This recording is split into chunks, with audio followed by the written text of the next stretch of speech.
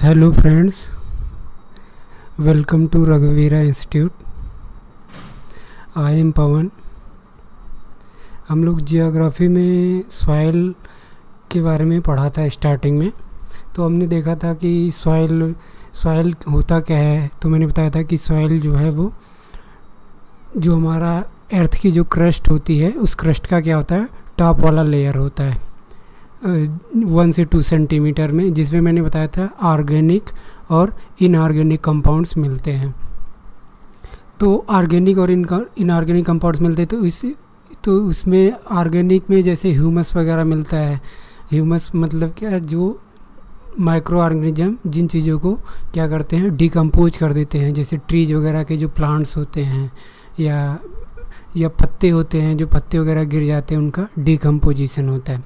तो इसमें हमने देखा था, फर्स्ट वाली चीज़ ये देखी थी कि ये फैक्टर्स ऑफ सॉइल फॉर्मेशन देखा था। तो उसमें हमने देखा था कि सनलाइट जो है, सनलाइट होता है, क्लाइमेट होता है, रेनफॉल हो गया या किसी चीज़ का रिलीफ फीचर हो गया, ये सारी चीज़ें मिलके या रिलीफ फीचर हो गया, या फिर जो पेरेंट रॉक होता है, मतलब जिस चीज़ से एक्चुअली में हमारा सॉइल बना होता है, ये सब चीज़ें मिलके किसी सॉइल को डिसाइड करती हैं। ठीक है। और दूसरे पे हमने देखा था सॉइल के कौन कौन से टाइप होते हैं। तो इसमें हमने कई सारे टाइप देखे थे। जैसे ये देखा था हमने कि एल्यूमिनियम सॉइल कौन सा होता है, एलुवियल सॉइल कौन सा होता है, फिर रेड सॉइल हमने देखा था, फिर ब्लैक सॉइल देखा था, laterite soil, mountainous, desert and saline. इसमें जो मेन इंपॉर्टेंट सॉइल कौन सा था, सबसे ज़्यादा इंडिया में ये एलुवियल सॉइल मिलता है। मैंने बताया था कितना मिलता है, लगभग 40% के आसपास मिलता है। उसके बाद दूसरा इंपॉर्टेंट था ये हमारा, दूसरा मेन इंपॉर्टेंट सॉइल था हमारा ये ब्लैक सॉइल। ब्लैक सॉइल को मैंने बोला था रेगूर सॉइल भी कहते हैं। और ये जो हमारा ये डेक्कन प्लेटू वाला रीजन है इस मैप में, ये वाला यहाँ पे मिलता है,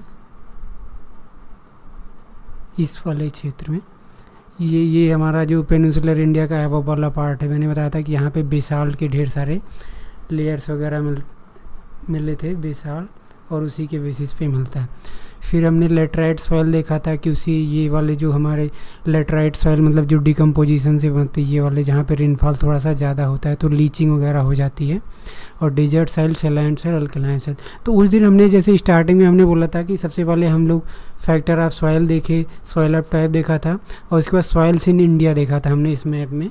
मैंने बताया था ये मैप आप डाउनलोड करके भी रख लेना। ये चूँकि मैप से थोड़ा मेमोराइज करना ईजी होता है कि कहाँ पे किस टाइप का सॉइल हमारा मिलता है। ठीक है। तो ये हमने टाइप ऑफ सॉइल देखा था, इंडिया में देखा। उसके बाद सॉइल्स इन इंडिया देखा था। उसके बाद आज का जो हमारा टॉपिक है, आज का हमारा टॉपिक है सॉइल इरोजन और सॉइल कंजर्वेशन। ये दो टॉपिक हम देखेंगे। और प्लस मैंने बताया था कि सॉइल के बाद ही हमारा क्या डिसाइड हो जाता है, सॉइल से डिसाइड होता है कि एग्रीकल्चर। तो हम एग्रीकल्चर भी देखेंगे आज। ठीक है। तो सॉइल कंजर्वेशन ये हो गया सॉइल। अब यहाँ से हम 1 मिनट में यहाँ से स्टार्ट करते हैं।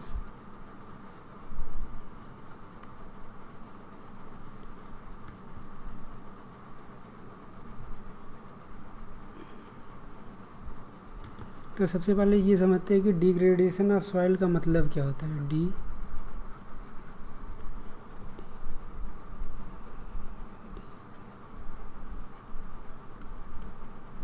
डिग्रेडेशन ऑफ सॉइल मतलब सॉइल के डिग्रेड होने का मतलब क्या होता है। देखो मैंने कहा था कि जो हमारा अर्थ के क्रस्ट का जो टॉप मोस्ट लेयर होता है, टॉप मोस्ट लेयर, यही हमारा क्या होता है, यही इसी को हम लोग सॉइल कहते हैं। आप रफली मान लो 1 to 2 सेंटीमीटर। ठीक है। यही हमारा सॉइल है। तो इस सॉइल में क्या होता है, मैंने कहा था कि सॉइल का प्री कंडीशन यही होती है कि उसके अंदर होती है फर्टिलिटी। फर्टिलिटी जिसको हम हिंदी में क्या बोलते हैं, उपजाऊपन। क्योंकि अगर वो सॉइल उपजाऊ नहीं होगा तो एक बैरन लैंड हो जाएगा, फिर हम तो उसको हम लोग यूज नहीं कर सकते एग्रीकल्चर वगैरह पर्पज़ के लिए। तो ये जो फर्टिलिटी होता है, फर्टिलिटी का मतलब है कि the soil contains the exact quantity of organic and inorganic components. मतलब कि फर्टिलिटी का मतलब क्या होता है कि उसमें ऑर्गेनिक कंपोनेंट्स भी मिलेंगे, कंपोनेंट्स, और इनऑर्गेनिक कंपोनेंट्स भी प्रॉपर रेशियो में मिलेंगे, प्रॉपर रेशियो में मिलेंगे। और ऑर्गेनिक कंपोनेंट और इनऑर्गेनिक प्रॉपर। इनऑर्गेनिक में जैसे आप मान लो कि जो पेरेंट रॉक्स होता है तो उसमें जैसे NPK आप पढ़ते हैं, नाइट्रोजन फास्फोरस एंड पोटास का रेशियो 4:2:1 का हम पढ़ते हैं ना कि 4:2:1 का रेशियो होना चाहिए। तो ये सब चीज़ें होती हैं। ऑर्गेनिक का मतलब यह हो गया जैसे जो ऑर्गेनिक वेस्ट वगैरह से जो हमारे ऑर्गेनिक वेस्ट जो हमारे जैसे ह्यूमस वगैरह में जो होता है, जैसे प्लांट का कोई पत्ता वगैरह सूख के गिर जाता है तो उसका डिकम्पोजिशन, या कोई एनिमल्स डेड हो गया तो माइक्रो ऑर्गेनिज्म उसको क्या कर देते हैं, डिकम्पोज कर देते हैं। तो ये जो चीज़ें होती है ऑर्गेनिक कंपोनेंट बनाते हैं। तो किसी भी सॉइल की फर्टिलिटी का मतलब ही यही होता है।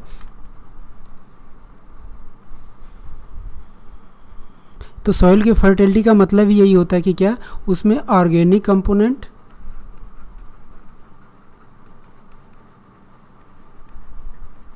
और इनऑर्गेनिक कंपोनेंट प्रॉपर रेशियो में मिलेंगे। ठीक है, अब ऑर्गेनिक और इनऑर्गेनिक कंपोनेंट प्रॉपर रेशियो में मिलेंगे, इसका क्या मतलब होता है, इसको हम थोड़ा सा अच्छे से समझेंगे। तो जैसे NPK का रेशियो उचित मात्रा में होना चाहिए, उसमें ह्यूमस होना चाहिए, ठीक है, उसमें मॉइस्चर भी होना चाहिए, उसमें माइक्रो ऑर्गेनिज्म होने, मतलब छोटे छोटे जो जीव जंतु होते हैं जो सॉइल का डिकम्पोजिशन करते हैं, ये सारी चीज़ें मिलती है। अगर इनमें में से किसी का लॉस हो जाता है तो उससे हम क्या कहते हैं, अगर इनमें में से कोई भी क्वांटिटी का लॉस होगा ना तो वो सॉइल कैसा नहीं रह, तो वो सॉइल जो है फर्टाइल सॉइल नहीं रह जाएगा। वो सॉइल क्या होगा, फर्टाइल सॉइल नहीं होगा अगर इनमें में से किसी भी एक चीज़ का धीरे धीरे लॉस होने लगेगा। तो loss of fertility of soil is called soil erosion. तो जो हमारा सॉइल होता है उसकी फर्टिलिटी में अगर जब लॉस होने लगता है तो उसी चीज़ को हम, उसी प्रोसेस को सॉइल इरोजन कहते हैं। ये कई प्रोसेस के थ्रू होता है। जैसे कैसे हो, जैसे तो सॉइल इरोजन के क्या क्या डिटर्मिनेंट्स होते हैं, डिटर्मिनेंट्स मतलब कौन कौन सी चीज़ें हैं जो सॉइल इरोजन को डिसाइड करती हैं। एक तो हमारा विंड डिसाइड करता है। विंड, देखो सपोज करो ये सॉइल का लेयर है, ये ज़्यादातर डेजर्ट एरिया में होता है जहाँ पे रेनफॉल वगैरह कम होती है, वहाँ पे विंड का प्रभाव बहुत ज़्यादा होता है। आप जानते होगे जहाँ पे मरुस्थल वगैरह एरिया, मरुस्थलीय एरिया होती है, वहाँ पे धूल भरी आंधी आती है, बालू वगैरह उड़ते रहते हैं। तो जब हवा तेज़ गति से चलती है तो ये ऊपर के लेयर को उड़ा के दूर ले जाती है और कहीं पे ले जाके छोड़ देती है।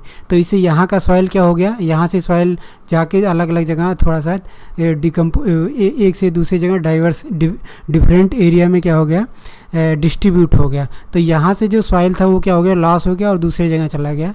तो एक तो विंड के थ्रू हो गया, दूसरा होता है हमारा रेनफॉल के थ्रू।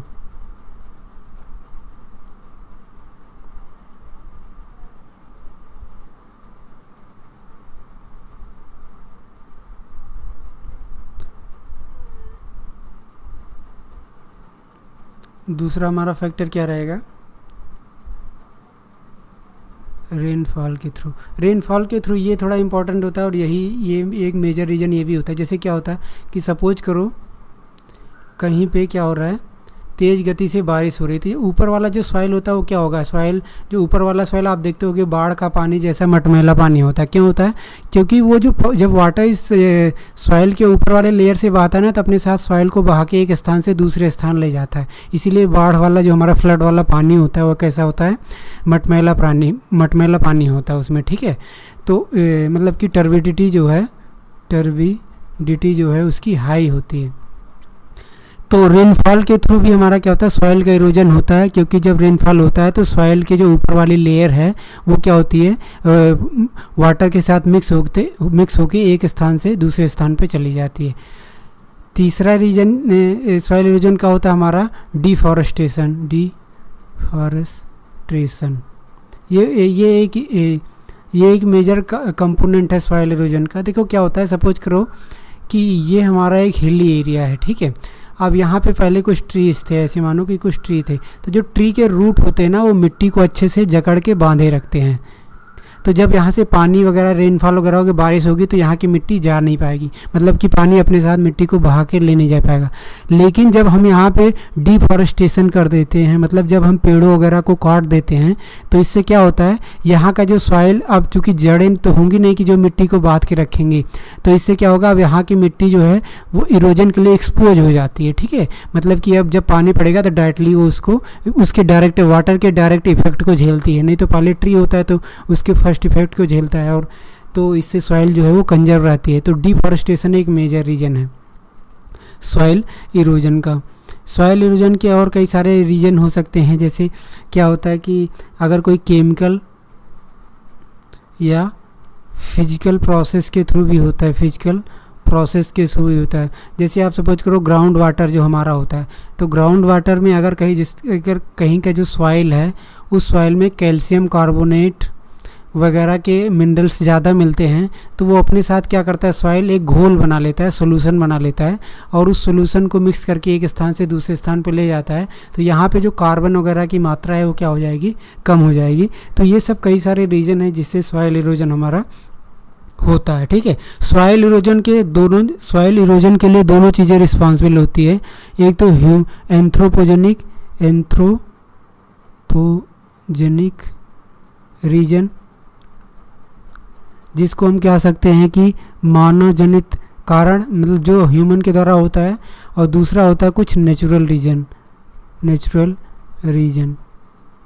प्राकृतिक कारण, अब जैसे रेनफॉल वगैरह से थ्रू, एंथ्रोपोजेनिक जैसे डिफॉरेस्टेशन वगैरह कर दिया। तो ये सब रीजन होते हैं जिसके थ्रू हमारा क्या होता है, सॉइल इरोजन होता है। और एक होता है जैसे हमारा ओवर ग्रेजिंग से भी होता है। ये सब रीजन लिख लेना, क्योंकि ये सब रीजन डायरेक्टली पूछता है कि what are the main causes for the soil erosion, तो उसमें ये ऑप्शन आएगा कई सारा। तो जैसे इसमें रेनफॉल हमने देखा, डिफॉरेस्टेशन देखा, केमिकल फिजिकल प्रोसेस देखा, उसी तरीके से एक ओवर ग्रेजिंग भी होता है। ओवर ग्रेजिंग का मतलब क्या होता है बताओ? जैसे जो नोमैडिक ट्राइब्स वगैरह नहीं होते, या फिर जो भी अपने कैटल वगैरह को घास चरने के लिए अपने एनिमल्स को ले जाते हैं, तो अगर कहीं पे बहुत ज़्यादा ओवर ग्रेजिंग होता है, मतलब कहीं पे बहुत ज़्यादा एनिमल, सपोज करो ये मिट्टी है, अब यहाँ पे छोटे छोटे घास है, अब जब एनिमल्स वगैरह आते हैं इस घास को खा लेते हैं, छोटा सा घास हो फिर इसको खा लेते हैं, तो धीरे धीरे क्या, अब जब वो घास को खींचते हैं तो उसके साथ मिट्टी भी उखड़ के बाहर आती है, और फिर हवा चलता है इस मिट्टी को उड़ा के ले जाता है, या पानी बहता है तो उससे, जब देखो एक चीज़ है ना, जब कभी भी किसी भी मिट्टी पे ग्रास होता है, तो वहाँ पे सॉइल इरोजन की कम पॉसिबिलिटी होती है, क्योंकि वो जो ग्रास होता है वो मिट्टी को बाइंड करके बांध के रखता है। लेकिन जब ये ओवर ग्रेजिंग के कारण घास यहाँ से ख़त्म हो जाएगा, तो यहाँ की सॉइल जो है वो इरोड करने के लिए एक्सपोज हो जाएगी। तो ये सब हो गए। रेन वाश तो मैंने बता दिया, लैंड स्लाइड और फ्लड वगैरह से भी होता है। सपोज करो ये है फ्लड का पानी आया, यहाँ से मिट्टी बहा के ले गया, तो ये सब रीजन है। अब हम देखेंगे जो हमारा मेन आज का इंपॉर्टेंट टॉपिक है कि क्या क्या मेथड होते हैं सॉइल इरोजन को, सॉइल को कंजर्व हम कैसे कैसे हम कर सकते हैं, सॉइल के कंजर्वेशन के लिए कौन कौन से मेथड हो सकते हैं। तो यहीं से हमारा टॉपिक होता है मेन, सॉइल कंजर्वेशन मेथड। इस चीज़ को आप नोट डाउन कर लेना, इस पे क्वेश्चन फिक्स एक जरूर आता है। सबसे पहला होता है हमारा मल्चिंग, हम कह सकते हैं मल्चिंग।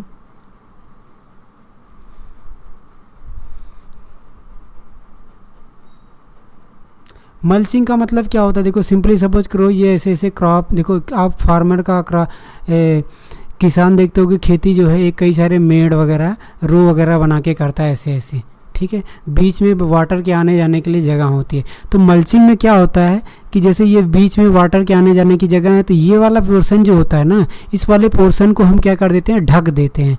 अब ढक करने के लिए हम कोई बायोमास का भी यूज कर सकते हैं। बायोमास जैसे जो राइस के ट्री वगैरह होते हैं जिसको हम स्ट्रा कहते हैं, स्ट्रा, या हम पेपर का भी यूज कर सकते हैं, या इजराइल वगैरह में पॉलीथीन का भी यूज करके ये जो पेड़ वगैरह को जड़ को छोड़ते हुए इन सब चीज़ों को ढक दिया जाता है। अब इसको ढकने से ये फ़ायदा ये होता है कि जो आप जानते हो ना कि जब सन की लाइट यहाँ पे सीधे आएगी तो यहाँ के जो सॉइल की मॉइस्चर होती है वो क्या करती है, इवेपोरेट हो जाती है। तो सॉइल के मॉइस्चर को ये क्या करता है, सॉइल के वाष्प को ये क्या करता है, प्रिजर्व करता है, कंजर्व करता है, कौन क्या? Mulching. Mulching is a process in which we cover the soils with the help of straw, paper, polythene or any such materials which can preserve the moisture of the soil. तो soil का moisture को preserve करता है. दूसरा चीज़ क्या होता है? हवा वगैरह चलेगी तो चूँकि सॉइल ढका हुआ है तो हवा वगैरह के चलने से सॉइल उड़ के एक स्थान से दूसरे स्थान पे नहीं जाएगा. तो ये होता है हमारा मल्चिंग का प्रोसेस. इस इमेज में देखना, ये जो ये वाली इमेज है ना, ये है, ये यही मल्चिंग है. आप देख रहे होगे इसमें ये वाली चीज़ जो है वो क्या करके रखा गया है? कवर करके रखा गया है. ठीक है, किसी भी ऑर्गेनिक मैटर एक्स्ट्रा वगैरह से कवर करके रखेंगे तो इससे सॉइल का मॉइस्चर जो होता है वो रिटेन रहता है. तो ये होता है हमारा मल्चिंग.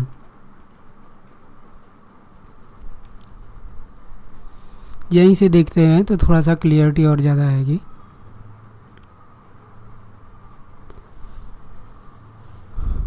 एक हो गया मल्चिंग. दूसरा प्रोसेस हमारा होता है कॉन्टूर बैरियर्स.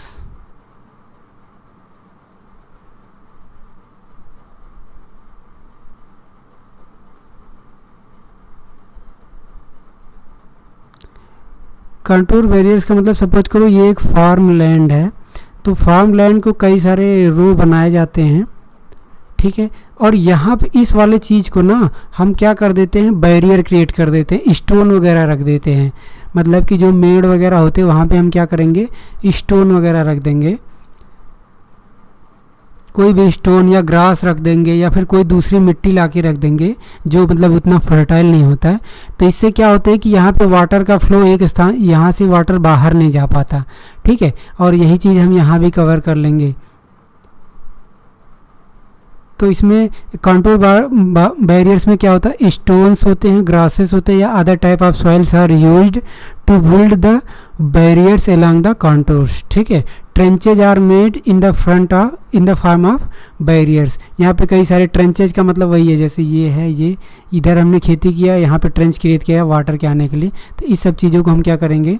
इन सब चीज़ों यहीं पे हम लोग क्या कर देंगे? ये कंटूर बैरियर्स बना देंगे. मतलब स्टोन के छोटे छोटे टुकड़े लाके यहाँ पे जमा कर देंगे जिससे ना तो सॉइल यहाँ से बाहर जाए ना ही वाटर बाहर जाए. ठीक है, ये होता है कंटूर बैरियर. तीसरा होता है हमारा रॉक डैम. ये सिंपली वैसे ही नाम के लिए, मतलब डैम का मतलब क्या होता है? बांध. और रॉक का मतलब रॉक से, तो रॉक से बांध बना देना. मतलब कि क्या? खेतों के चारों ओर ना बड़े बड़े रॉक के टुकड़े ला के रख देना. ये होता है रॉक डैम. देखो इन दोनों में आपको लग रहा होगा ये सेम है, सेम नहीं होता. इसमें फार्मलैंड के अंदर के कंजर्वेशन किया जाता है, इसमें फार्मलैंड के बाहर बाहर कवर किया जाता है. और इसमें जनरली लार्ज रॉक्स होते हैं, इसमें बहुत ही छोटे छोटे लार्ज होते हैं, इवन पेबल्स होते हैं, पत्थर, वो कंकड़ वगैरह, वो सारी चीज़ें होती हैं इसमें. अब तीसरा वाला आता है इम्पॉर्टेंट हमारा, ये ज़्यादातर हिली एरिया में होता है, टेरेस फार्मिंग.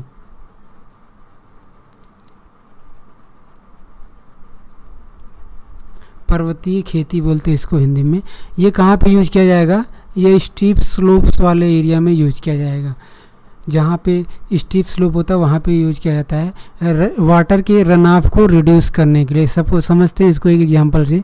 सपोज करो ये एक हिली एरिया है, स्लोप है, हमको यहाँ पे इस वाले लैंड सॉइल पे खेती करनी है. तो बताओ यहाँ पे आप पानी डालोगे तो सीधे पानी बह के नीचे नहीं चला जाएगा. तो इसके लिए हमें क्या करना पड़ता है? टेरेस टाइप की खेती करनी पड़ती है कुछ इस तरीके से. और यहाँ पे हम मेड़ बना के वाटर को कंजर्व कर देंगे यहाँ पे. तो इस वाले पोर्शन पे हम खेती कर लेंगे, वाटर यहाँ से बहेगा नहीं, यहाँ पे खेती कर लेंगे यहाँ पे. तो आप समझ पा रहे हो कि ये हिली एरिया, जो पहाड़ी माउंटेनी एरिया हमारे यहाँ उत्तराखंड, हिमाचल प्रदेश, जम्मू कश्मीर में ये वाला चीज़ यूज होता है कि हम टेरेस बना देते हैं और उस टेरेस के थ्रू हम क्या करते हैं? खेती करते हैं, जिससे जो सरफेस का जो रन ऑफ होता है वो कम हो जाता है. अगर हम इसको ऐसे नहीं करेंगे तो क्या होगा? अगर ये ऐसे प्लेन रहेगा तो यहाँ पर पानी डालोगे, यहाँ के साथ सॉइल के साथ वाटर सब फ्लो हो जाएगा और सॉइल भी इरोड हो जाएगी. ठीक है, इसको अगर आप इमेज में देखना चाहो तो देख सकते हो. इसमें एक अच्छा इमेज दिया है टेरेस फार्मिंग का, ये वाला इमेज है हमारा. ये है हमारा टेरेस फार्मिंग. आप देख पा रहे हो कि यहाँ पे खेती किया गया है, यहाँ पे टेरेस है, ये टेरेस है, ये टेरेस है, ये टेरेस है, ये. तो यहाँ से हम लोग ये वाली खेती कर लेते हैं जिसको हम लोग बोलते हैं टेरेस फार्मिंग। उसके बाद आता है इंटरक्रॉपिंग। इंटरक्रॉपिंग ये देख लो, इंटरक्रॉपिंग ये वाला इमेज है हमारा इंटरक्रॉपिंग का। देखो इंटरक्रॉपिंग का मतलब क्या होता है, सपोज करो ये पूरा हमारा खेत है, ठीक है। अब इस खेत में क्या करते हैं, हम खेत को कई सारे पार्ट में डिवाइड कर लेते हैं। जैसे इस वाले रो में हम कोई दूसरी क्रॉप बोएंगे, इस वाले रो में कोई दूसरी क्रॉप, फिर इसमें वही क्रॉप, फिर इसमें अल्टरनेट क्रम में हम क्या करते हैं, एक दूसरी क्रॉप बोते हैं। जनरली आप देखते होंगे इंडिया में जो हमारा ये होता है मस्टर्ड होता है, सरसों जिसको बोलते हैं, मस्टर्ड किसके साथ बोया जाता है, व्हीट गेहूं के साथ बोया जाता है। तो हम गेहूं का रो लगाते हैं, मस्टर्ड का रो लगाते हैं, गेहूं का रो मस्टर्ड का रो, या कभी कभी आप देखते होंगे जो पीनट्स वगैरह भी इसी हिसाब से बोए जाते हैं। तो इंटरक्रॉपिंग को अगर मैं डिफाइन करूं तो इंटरक्रॉपिंग को कैसे डिसाइड कर सकते हैं, इंटरक्रॉपिंग का मतलब होता है different crops are grown in alternate rows, जैसा कि हम इस फिल्म में देखते हैं। तो इससे दो फायदे होते हैं। एक तो देखो क्या होता है कि देखो हर टाइप के क्रॉप की जो सॉइल की रिक्वायरमेंट होती है वो अलग अलग होती है। अब लगातार इस एरिया में खाली गेहूं की खेती करते रहो तो धीरे धीरे इसकी फर्टिलिटी लॉस हो जाएगी, क्योंकि गेहूं की फसल के लिए जो पर्टिकुलर टाइप का एनपीके चाहिए होगा वो वही सॉइल से लेता रहेगा, तो धीरे धीरे सॉइल अपने आप इरोड। तो इसीलिए क्या करना पड़ता है, हमें अलग अलग समय पर अलग अलग दूसरे क्रॉप लगाने पड़ते हैं, जिससे क्या होता है कि सॉइल की फर्टिलिटी मेंटेन रहती है। अभी पहली बार गेहूं बो दिया, व्हीट बो दिया, अगली बार हम क्या करेंगे, इसमें कोई लेगुमिनस प्लांट बो देंगे, जिससे हमारा नाइट्रोजन का भी फिक्सेशन हो जाएगा यहाँ पे, मतलब कि सॉइल फिर से उपजाऊ हो जाए। जब फिर से उपजाऊ होगी फिर से व्हीट बो दो। अब लगातार व्हीट बोते रहोगे तो फिर ये सॉइल इरोड हो जाती है। तो यही वाला फ़ायदा हमें इंटरक्रॉपिंग में भी मिलता है। हर टाइप के क्रॉप की, जैसे ये फर्स्ट क्रॉप हो गया, ये सेकेंड क्रॉप हो गया, इसकी रिक्वायरमेंट अलग होती है, इसकी रिक्वायरमेंट अलग होती है। इन दोनों के रिक्वायरमेंट, इसी चीज़ को बैलेंस किया जाता है इंटरक्रॉपिंग में। और इससे सॉइल इरोजन ऐसे ही स्टॉप होता है, क्योंकि अगर हम एक टाइप का क्रॉप करेंगे तो सॉइल इरोड हो जाएगा, क्योंकि वो अपनी स्पेसिफिक नीड को ही पूरा करते करते धीरे धीरे सॉइल को इरोड कर देगा, ठीक है। उसके बाद एक होता है हमारा कॉन्टूर प्लगिंग, ये होता है। अच्छा, इन दोनों को मैंने लिखा नहीं, अगर आप चाहो तो लिख सकते हो।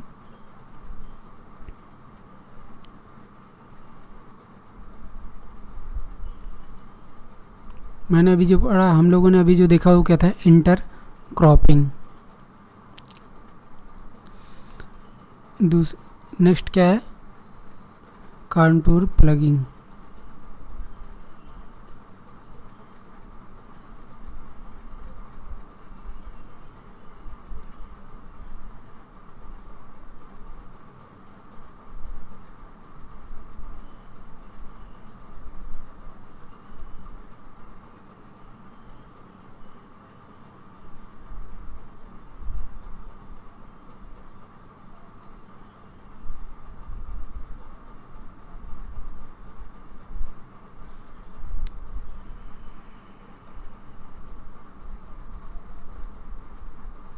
कॉन्टूर प्लगिंग होता है। कॉन्टूर प्लगिंग में क्या करते हैं कि हम लोग क्या करते हैं, जैसे ये खेती है, ये सॉरी खेती का, ये हमारा एक फार्म लैंड है, तो इस पर हम लोग क्या करते हैं, जनरली ये भी हिली वाले एरिया में ही होता है। सपोज करो ये हिल वाला एरिया है, तो हम क्या करेंगे कि जो सपोज करो ये वाला हमारा ये 2D है, तो इसको हम अच्छे से देखें, इमेजिन करने के लिए ऐसे समझ लो ये वाला हमारा। तो यहाँ पे हम लोग अगर हम इस हिसाब से प्लगिंग करेंगे तो बताओ क्या होगा, तो यहाँ पे वाटर पड़ेगा तो सीधे वो फ्लो होके नीचे चला जाएगा। लेकिन अगर हम प्लगिंग इधर ऐसे करेंगे, मतलब क्रॉस चेक करेंगे, ऐसे था ऐसे करेंगे, तो इससे क्या होगा कि एक तरीके से बैरियर सा क्रिएट हो जाता है हिली एरिया में। तो वाटर यहाँ पे आएगा, यहाँ रुक जाएगा, यहाँ रुक जाएगा, एक तरीके से ये भी टेरेस टाइप का ही हो जाता है। पर एक्चुअल में टेरेस नहीं बनाते, बस चूँकि यहाँ पे उतना ज़्यादा स्लोप होता नहीं, बस थोड़ा सा स्लोप होता है, तो हम इसको इधर के बजाय ऐसे प्लगिंग करेंगे। तो इससे क्या होगा, बीच बीच में वाटर और सॉइल, वाटर रुक जाएगा, तो जैसे वाटर रुक जाएगा तो अपने साथ सॉइल को भी फ्लो करके नहीं ले जाएगा।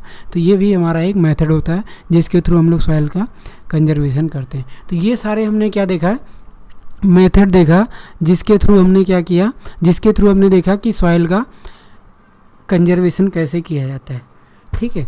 तो ये था हमारा सॉइल के बारे में। तो इसमें आपको ध्यान क्या रखना है कि हमने जो भी सॉइल इरोजन के क्या क्या रीजन्स होते हैं उसको नोट डाउन करके रखना है, और उसके बाद सॉइल कंजर्वेशंस के क्या क्या मेथड्स होते हैं और कौन सा मेथड किस एरिया में अप्लीकेबल होता है, इस चीज़ को आपको नोट डाउन करके रखना है। जैसे अगर आपसे थोड़ा सा ड्राई एरिया में है तो ड्राई एरिया के सॉइल को प्रिजर्व करने के लिए हम क्या यूज करेंगे, क्योंकि ड्राई एरिया में इरोजन का मेन कारण क्या होता है, विंड होता है। तो विंड को प्रोटेक्ट करने के लिए हमने देखा था अभी। हाँ, एक और मेथड जहाँ से छूट गया था उसको भी हम देख लेते हैं। एक जो लास्ट वाला हमारा एक मेथड था जिसको हम लोग बोलते हैं शेल्टर बेल्ट्स, नाम से ही क्लियर है। शेल्टर बेल्ट्स में क्या होता है, ये फार्म लैंड होता है। तो यहाँ पे आपने देखा होगा, ये तो आम बहुत पॉपुलर मेथड है। आपने देखा होगा कि जो हमारे वो फार्म लैंड होता है उसके चारों तरफ हम लोग क्या कर देते हैं, बड़े बड़े ट्री लगा देते हैं। तो ट्री लगाने से क्या होगा, इधर से जब तेज़ गति से हवा चलती है तो ट्री इसको रोक देती है। तो यहाँ का जो सॉइल है हवा अपने साथ उड़ा के दूसरी जगह नहीं ले जा पाता। ये आपने देखा होगा, जनरली खेतों के किनारे किनारे पेड़ लगे रहते हैं। और हमने इस एग्जाम्पल में भी देखना, ये देखो, ये है हमारा शेल्टर बेल्ट। ये ड्राई वाले एरिया में यूज होता है। ठीक है, ये वाले मेथड कहाँ पे यूज होते हैं, हिली एरिया में। ठीक है, और ये जो कंटूर प्लगिंग, ये वाला मेथड, ये जो मेथड था एक हमने और देखा था,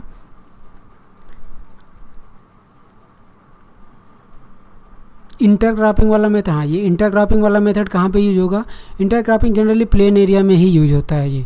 ठीक है, तो ये सब हमें नोट डाउन करके रखना है और इसी को याद रखना है कि क्या क्या मेथड होते हैं। तो यहाँ पे हमारा सॉइल वाला टॉपिक जो है वो फिनिश होता है। हमने सॉइल के बारे में सब कुछ देख लिया। अब सॉइल ही हमारा एक मेजर रीजन, हम तो कहते हैं कि 90% रीजन होता है जो डिसाइड करता है कि कहीं पे एग्रीकल्चर किस टाइप का होगा। तो हमारा जो नेक्स्ट टॉपिक है वो क्या है, एग्रीकल्चर है, जिस पे हमारी इंडियन जो इकोनॉमी है जिस पे मोर और लेस डिपेंडेंट है। ठीक है, तो इंडियन एग्रीकल्चर के बारे में हम देखेंगे।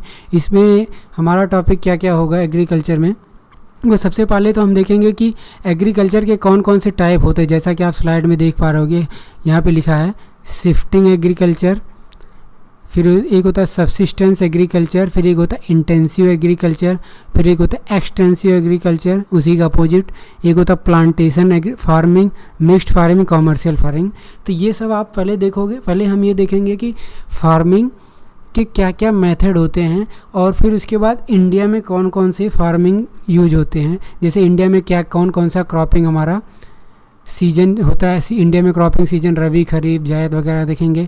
फिर फार्मिंग इंडिया के पर्सपेक्टिव से देखेंगे, वही मोर और लेस वही इंक्लूड होगा जो अभी हमने देखा। और फूड ग्रेन्स में हमने सीरियल्स वगैरह में पढ़ेंगे, वीट को ग्रो करने के लिए क्या मतलब टेम्परेचर, क्या रेनफॉल, कैसा सॉइल चाहिए होगा, राइस को ग्रो करने के लिए क्या क्या कंडीशन चाहिए होगा। ठीक है, और फिर प्रॉब्लम इन इंडियन एग्रीकल्चर की क्या प्रॉब्लम है ये हम देखेंगे। ठीक है, तो सबसे पहले हम देखते हैं कि इंडियन एग्रीकल्चर के क्या क्या टाइप्स होते हैं। देखो, इंडियन एग्रीकल्चर के बारे में कुछ फैक्ट मैं आपको बता दूं जिसको हम ध्यान रखेंगे।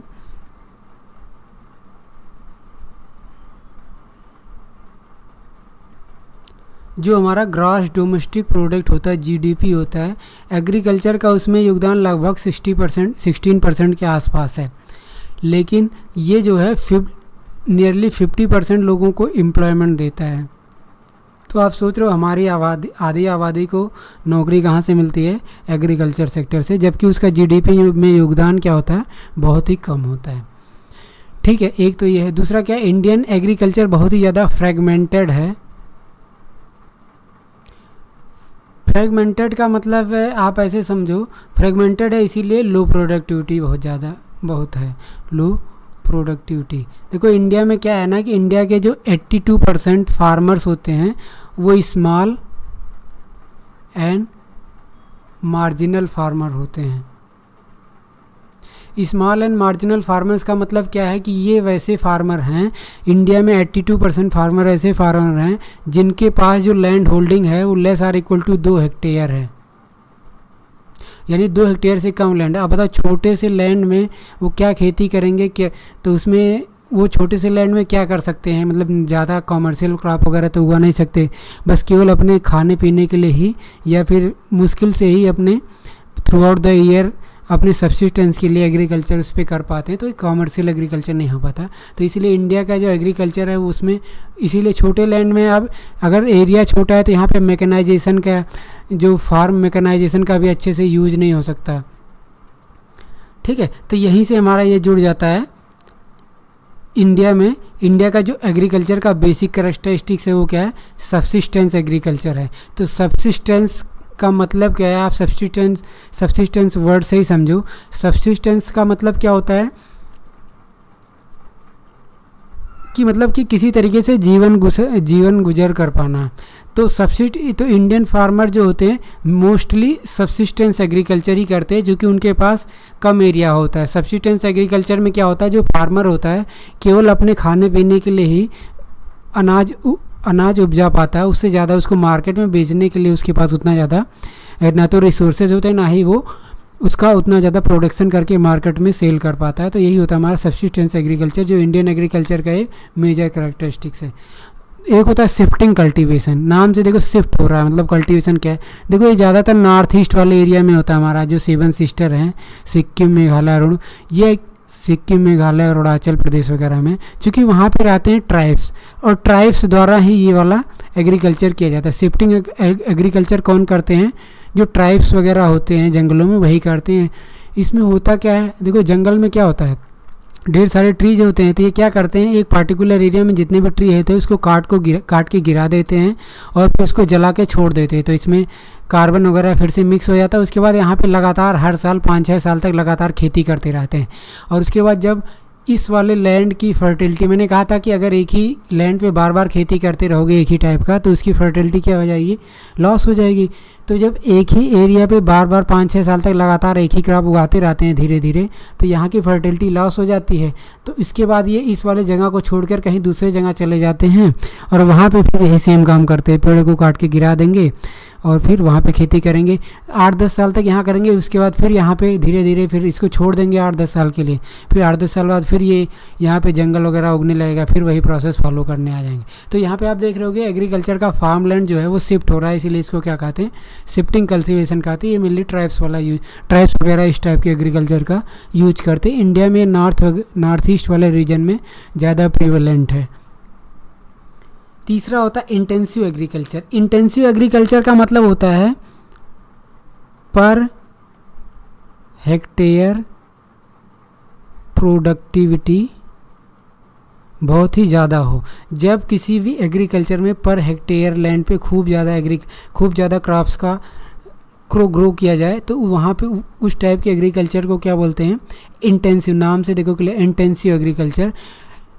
इसमें क्या होता है, जो फार्मर होता है वो अपने फैमिली के साथ उस पार्टिकुलर लैंड पे थ्रू आउट द ईयर कृषि करता है। जैसे 5-6 महीने में वीट का कल्टीवेशन कर लिया, उसके बाद फिर क्या कर लिया, जैसे इंडिया में ज़्यादातर एरिया में होता है।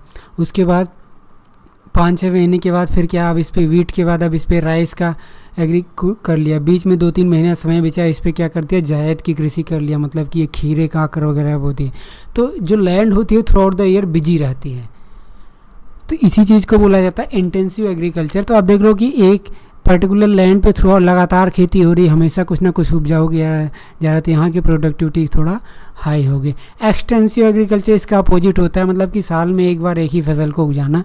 ये उन एरिया में होता है जहाँ पे लैंड की अवेलेबिलिटी बहुत ज़्यादा होती है। क्योंकि इंडिया में पर फार्मर लैंड की अवेलेबिलिटी कम है, इसीलिए यहाँ पे क्या होता है, इंटेंसिव एग्रीकल्चर किया जाता है।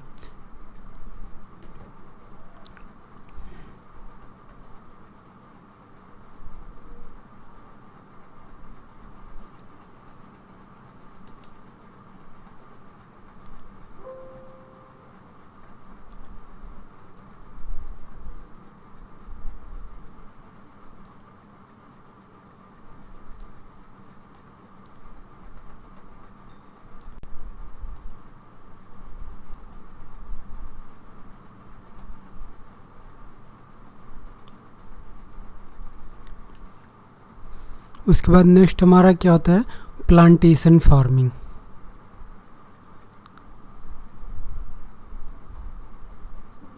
प्लांटेशन फार्मिंग का मतलब ये होता है कि जैसे ये पहली बात तो एक लार्ज लैंड पे किया जाता है, मतलब जिस फार्मर के पास बहुत ढेर सारी लैंड, एग्रीकल्चर लैंड होती है, वो प्लांटेशन फार्मिंग करता है। इसमें क्या होता है, एक ही टाइप की क्रॉप जो है लार्ज एरिया में ग्रो की जाती है, जिससे उसकी जिससे उसकी इकोनॉमी ऑफ स्केल बढ़ जाती है। इकोनॉमी ऑफ स्केल बढ़ जाने का मतलब क्या है, उसमें ढेर सारा प्रॉफिट होता है। अब सपोज करो एक फार्मर के पास 100 बीघा लैंड है। अब उस 100 बीघा लैंड पे वो पूरे क्या कर देगा, एक लगातार बनाना का क्रॉप ग्रो कर देगा या कोई दूसरा क्रॉप ग्रो कर देगा। तो उससे क्या होगा कि लार्ज स्केल पे प्रोडक्शन होगा। अब चूँकि लार्ज लैंड है तो यहाँ पे फार्म मैकेनाइजेशन भी अच्छे से यूज हो सकता है, मतलब मशीन वगैरह का, ट्रैक्टर्स वगैरह का भी यहाँ पे अच्छे से यूज हो सकता है। तो प्लांटेशन फार्मिंग जनरली प्रॉफिट के पर्पज़ से की जाती है। एक ही टाइप के क्रॉप को लार्ज एरिया पे ग्रो कर दिया जाता है। सपोज करो कॉफ़ी ही ग्रो कर दिया। मिक्स्ड फार्मिंग देखो नाम से क्लियर है। मिक्स्ड फार्मिंग में हम क्या करते हैं, मिक्स्ड फार्मिंग में हम क्या करते हैं, ये डिफिनेशन इवन एक बार यूपीएससी में पूछा गया है कि मिक्स्ड फार्मिंग का मतलब क्या होता है। तो मिक्स्ड फार्मिंग का मतलब ये होता है कि एग्रीकल्चर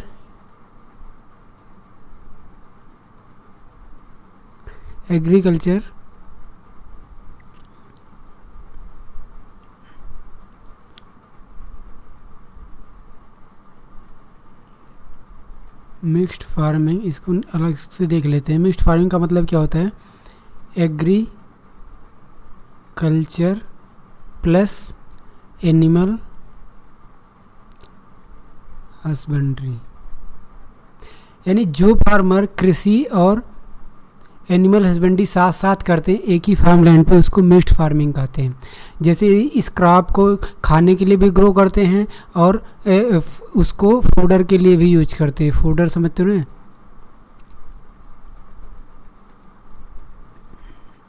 फूडर जिसको हिंदी में चारा कहते हैं। तो ये चारे को ग्रो करने के लिए भी क्या करते हैं, यूज करते हैं उस लैंड को, एग्रीकल्चर लैंड को। तो मिक्स्ड फार्मिंग में यही होता है कि क्रॉप को भी ग्रो करते हैं और फूडर को भी ग्रो करते हैं।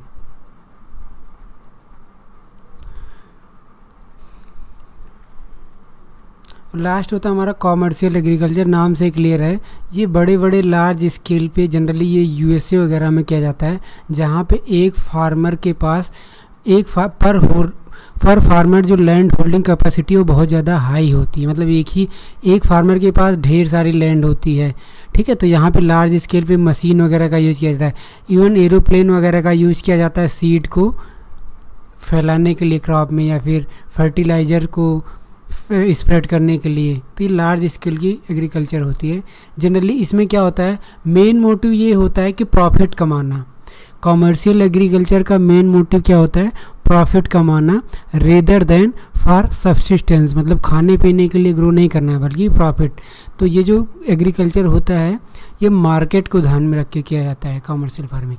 तो ये डिफरेंट टाइप के एग्रीकल्चर थे जो हमने देखा, जो इंडिया में या कहीं पे भी वर्ल्ड में मिलते हैं, ठीक है। अब ये दो चीज़ें एक चीज़ हमने देख लिया कि टाइप ऑफ फार्मिंग होता क्या है। अब हम देखते हैं कि क्रॉपिंग सीजन इन इंडिया, ये काफ़ी इंपॉर्टेंट टॉपिक है, इसको हम अलग से देखेंगे। इससे एग्रीकल्चर से ज़्यादा जो क्वेश्चन आता है इसी से आता है, इसको हम और इसको थोड़ा सा आपको नोट डाउन भी करना है। देखो इंडिया में जो है वो 3 क्रॉप सीजन मिलते हैं।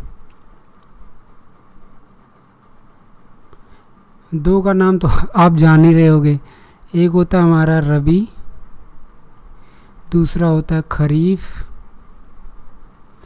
और तीसरा होता है जायद। हिंदी में जायद,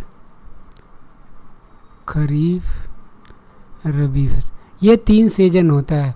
ये जो रबी सीजन होता है ये जनरली अभी इस समय यही वाला सीजन चल रहा है इंडिया में, जनरली अक्टूबर टू मार्च होता है। खरीफ वाला सीज़न जनरली क्या होता है, नहीं उसके बाद जायद देखते हैं। मार्च के बाद क्या आता है, अप्रैल आता है। तो अप्रैल मई, जब तक मानसून नहीं आता, अप्रैल मई जून, अप्रैल टू जून ये जायद होता है। उसके बाद जून के बाद जब मानसून आ जाता है तो धान की खेती चालू हो जाती है। तो ये हम कह सकते हैं जून टू सितंबर। तो आप देख रहे हो इंडिया में थ्रू आउट द ईयर ये 3 टाइप की खेती की जाती है। कहीं पे खाली ये होगी, कहीं पे ये होगी, कहीं पे 3 होगी। तो ये कॉम्बिनेशन चलता रहता है, पर ये 3 क्रॉपिंग सीजन मिलते हैं और इनका मंथ क्या है, ठीक है। अब एग्ज़ाम में क्वेश्चन बस यही आता है कि कौन से क्रॉप रबी में आते हैं,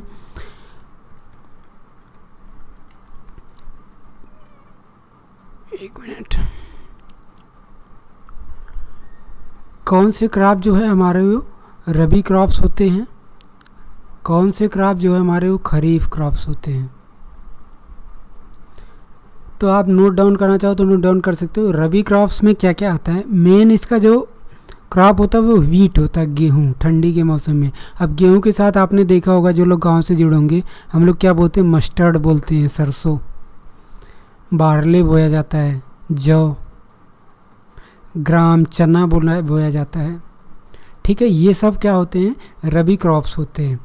ठीक है, ये नॉर्दर्न इंडिया में होता है। नॉर्दर्न और साउदर्न इंडिया में, दक्षिण भारत में कुछ अलग भी होता है। दक्षिण भारत में रबी क्रॉप में राइस भी बोया जाता है, कहीं कहीं ग्राउंड नट भी बोया जाता है। अब ये मत सोचना कि राइस अभी खरीफ पढ़ोगे तो खरीफ में भी, खरीफ का मेन क्रॉप ही राइस होता है, पर ऐसा नहीं कि रबी क्रॉप में। देखो ये डिपेंड करता है, देखो ये क्रॉप को अभी तो हम एक नोटिफिकेशन पढ़ने पर एक्चुअल में वाटर की अवेलेबिलिटी पे डिपेंड करता है कि कौन सा क्रॉप किस समय बोया जाएगा। ठीक है, जैसे साउदर्न इंडिया में इसमें बारिश होती है रबी के टाइम पे, तो इसलिए यहाँ पे राइस बो दिया जाता है। तमिलनाडु में आपने पढ़ा होगा मानसून में कि ठंडी में बारिश होती है। ठीक है, तो पर मोटे तौर पे डिवीज़न यही होता है कि खरीफ में फिर क्या क्या आएगा, राइस आ गया, कॉटन आ गया, ये दो इसके मेजर इंपॉर्टेंट है। जैसे व्हीट और मस्टर्ड इसका था, कॉटन आ गया, उसके बाद बाजरा आ गया, तुर आ गया, तुर का मतलब वही है, क्या बोलते हैं उसको, अरहर, फिर मैज आ गया, मक्का, ज्वार, ये होता है हमारा खरीफ क्रॉप। और तीसरे टाइप की क्रॉप, चिंता मत करो, अभी हम एक एक को डिटेल में पढ़ेंगे कि वीट को ग्रो करने के लिए क्या क्या कंडीशन चाहिए होगा, मस्टर्ड के लिए क्या क्या चाहिए होगा, राइस के लिए क्या चाहिए होगा, और ऑयल सीड वगैरह के लिए क्या चाहिए होगा, वो सब चीज़ें हम देखेंगे। उसके बाद जायद क्रॉप में क्या क्या होता है, जायद यही जो गर्मी में आप सैलड के लिए यूज करते हो ज़्यादातर, जैसे वेजिटेबल्स हो गए, फ्रूट्स हो गए, फ्रूट्स वो जो खेतों में ग्रो किए जाते हैं, फोडर हो गए, फ्रूट्स जैसे यहाँ पे फ्रूट्स, इसको क्यूकम्बर को भी बोला जाता है, खीरा हो गया हमारा, या फिर कांकर को भी बोला जाता है। तो ये सब चीज़ें जायद क्रॉप्स में आती है। और जो बीच में 2-3 महीने का समय मिलता है, क्योंकि इनकी जो लाइफ स्पैन होती है ना, इन सब क्रॉप्स की बहुत छोटी होती है, बहुत कम समय में ग्रो किए जाते हैं, तो इसीलिए 2-3 महीने में ये ग्रो हो जाते हैं, इसीलिए इनको हम क्या करते हैं, जायद क्रॉप के समय ग्रो कर लेते हैं।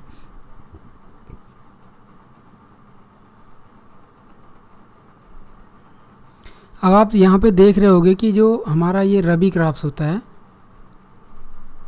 रबी क्रॉप्स का मैंने टाइम आपको क्या बताया था कि रबी क्रॉप्स के ग्रो करने का टाइम अक्टूबर टू मार्च होता है, ये ठंडी का समय होता है, और ठंडी का समय थोड़ा सा ट्रॉपिकल टाइप के क्लाइमेट से जुड़ जाता है। तो इसीलिए जिन जिन क्षेत्रों में ये वाला होता है, अब क्या होता है, साउदर्न इंडिया में, जो इंडिया में नॉर्दर्न इंडिया में गर्मी के टाइम पे राइस बोया जाता है, मानसून के टाइम पे, जब अभी जैसे इस समय मानसून का टाइम चल रहा है, हालांकि लास्ट फेज है, तो चूँकि वाटर की अवेलेबिलिटी अच्छी खासी होती है, तो इसलिए राइस बो दिया जाता है, चूँकि राइस के लिए बहुत ज़्यादा वाटर चाहिए होता है। तो साउदर्न इंडिया में क्या होता है, तमिलनाडु वगैरह में ठंडी में खूब बारिश होती है, तो अब वाटर की अवेलेबिलिटी वहाँ पे ठंडी में होती है, तो इसलिए वहाँ पे जो राइस वहाँ पे विंटर के टाइम पे भी ग्रो कर दिया जाता है, मतलब कि रबी के टाइम पे भी ग्रो कर दिया जाता है। तो कोई हार्ड लाइन डिवीज़न नहीं होता, पर जब जनरली क्वेश्चन एग्जाम में आता है तो स्पेसिफिक रहता है कि नॉर्दर्न इंडिया के क्रॉपिंग पैटर्न्स क्या हैं, तो उस हिसाब से हम इसको आइडेंटिफाई कर लेते हैं। और ज़्यादातर क्वेश्चन यही आता है कि कौन सा क्रॉप किस कैटेगरी में फॉल करता है। फार्मिंग का डिवीज़न एक आधार पे हम और कर सकते हैं कि इरीगेटेड फार्मिंग है या रेनफेड फार्मिंग है, एक टाइप का हम फार्मिंग और समझ सकते हैं।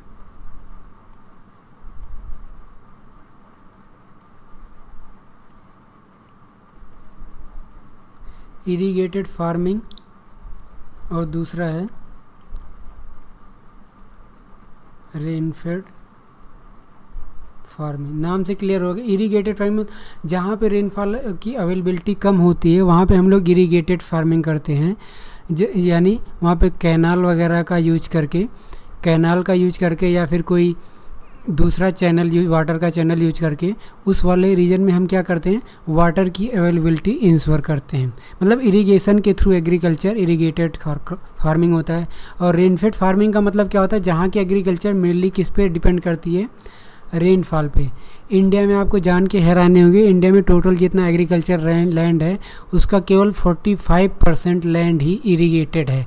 मतलब वहाँ पे, मतलब केवल इंडिया के एग्रीकल्चर लैंड में केवल 45% एरिया में ही सिंचाई की सुविधा उपलब्ध है। बाकी के जहाँ एग्रीकल्चर कहाँ कैसे डिपेंड करता है, भगवान भरोसे डिपेंड करता है। ठीक है, मतलब कि वहाँ पे इसीलिए अब चूँकि अगर बारिश टाइम पे हो गई तो अच्छा पैदावार होगी। जैसे इस बार बारिश अच्छा हो रही है, तो कोरोना की वजह से हेल्थ क्राइसिस तो है, पर इस बार रेनफॉल अच्छी है, तो इस बार खरीफ का जो प्रोडक्शन ज़्यादा होगा, तो थोड़ा सा कंपनसेशन मिल जाएगा कोरोना वायरस से। हालांकि तो मैं क्या बता रहा था कि केवल 45% एरिया ही जो है वो इरिगेटेड है, बाकी सब भगवान भरोसे, यानी रेन फेड एग्रीकल्चर होता है। यानी बारिश के पानी पे डिपेंड करता है एग्रीकल्चर। बारिश की पानी हो गई तो एग्रीकल्चर ठीक हो गया, नहीं तो फार्मर का लॉस होता है। फिर वहाँ से अलग अलग टाइप की प्रॉब्लम जुड़ेंगी, जो हम अपने लास्ट टॉपिक में देखेंगे कि फार्मर सुसाइड वगैरह क्यों होते हैं, मार्केटिंग में क्या प्रॉब्लम है, इनपुट हाई कास्ट क्यों है, एग्रीकल्चर की सारी प्रॉब्लम। अगली क्लास में आप एग्रीकल्चर की से रिलेटेड कोई भी समस्या नहीं रह जाएगी कि इंडियन एग्रीकल्चर में क्या क्या है, और सीरियल्स वगैरह, ऑयल सीड वगैरह कहाँ पे ग्रो किए जाते हैं, वीट कहाँ कहाँ ग्रो किए जाएंगे और क्यों वहीं पे ग्रो किए जाते हैं, ये सब चीज़ें हम क्या देखेंगे अगली क्लास में।